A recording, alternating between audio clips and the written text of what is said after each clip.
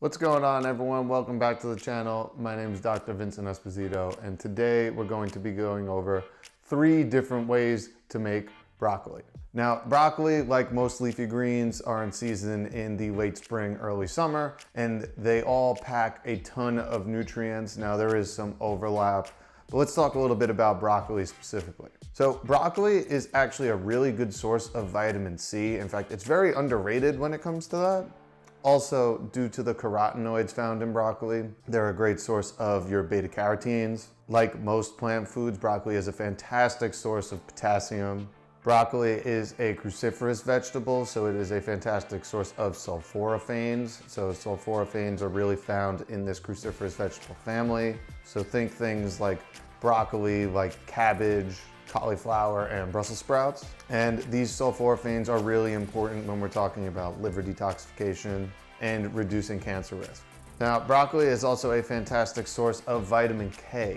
Now, vitamin K is a fat-soluble vitamin. It's very important when we're talking about clot formation, blood clot formation, and it is really important for a healthy bone matrix. So bone density, it works in conjunction with vitamin D in that aspect. Specifically, there is a certain reaction that vitamin K plays a role in known as gamma-glutamyl carboxylation. And this reaction is part of the reason that vitamin K is thought to be very helpful when we're talking about bone health. So let's get to the recipes for broccoli today. So we're going to be doing an oven roasted garlic broccoli. We're going to be doing a broccoli and mushroom stir fry, and we're going to be doing a shredded cabbage and broccoli salad. So again, 3 completely different utilizations of broccoli. So I'm hoping this can provide some inspiration, so maybe you can use broccoli in some more creative ways in your own kitchen. And before we get started, just want to let you know that we have started our plant-based cooking classes. So twice a week,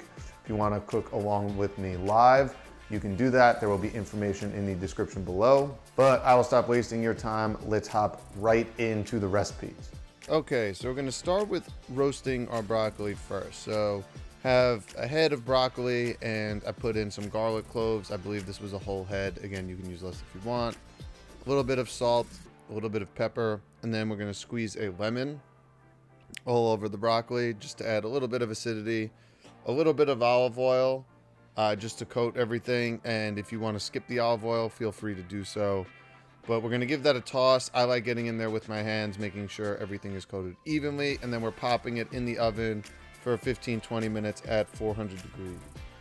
So let's get started on our broccoli and cabbage salad. So first we're going to make the dressing. So I have about a clove of minced garlic, a couple tablespoons of cashew butter, a couple tablespoons of tamari, and then we're going in with the juice of 1 orange and the juice of a lime. And we are going to give that a whisk, and we want to mix it until it is all combined evenly. And then it will be time to work on the salad. So again, have a whole head of broccoli chopped ahead of time, and then we're going to be adding half a head of shredded purple cabbage, go in with a couple chopped carrots, a few handfuls of some chopped spring onion, some almonds, raisins, and then we're going to add our dressing, and we're simply going to toss this to combine. Now this is a great summer recipe in terms of just having a nice slaw. You could have this and save it for lunch. Cabbage holds really well. So if you want to use it, say the next day or even the day after, it actually absorbs some of that flavor really well. And cabbage is really good for that if you like marinating or dressing your salad and then saving it over time. I noticed here I added some chopped cilantro in there as well just to finish. You can also garnish with cilantro, but that's going to be it when it comes to our salad. So let's get started with our stir fry. So today we're not stir frying with oil. We're actually going to be using veggie stock. So going with about a couple tablespoons of veggie stock, and then some minced garlic and some minced ginger. And then we're going to add a whole red onion that's cut into half moons. You want to keep it relatively thick if you want to keep that texture. And we're going to saute that down for a minute or two, and then add our chopped shiitake mushrooms. And we're going to cook this all to combine. This is going to take a few minutes. You want to allow those mushrooms to kind of release some of their liquid and then start to reduce a little bit, as you can see here. And then once that happens, we're going to be adding our broccoli. Now this is about 3/4 of a head or so. And then we're going to be adding our chickpeas. So a pinch of salt just to kind of coat everything. And again, just toss to combine. We want to warm everything through. We're cooking with medium-high heat because we're stir frying.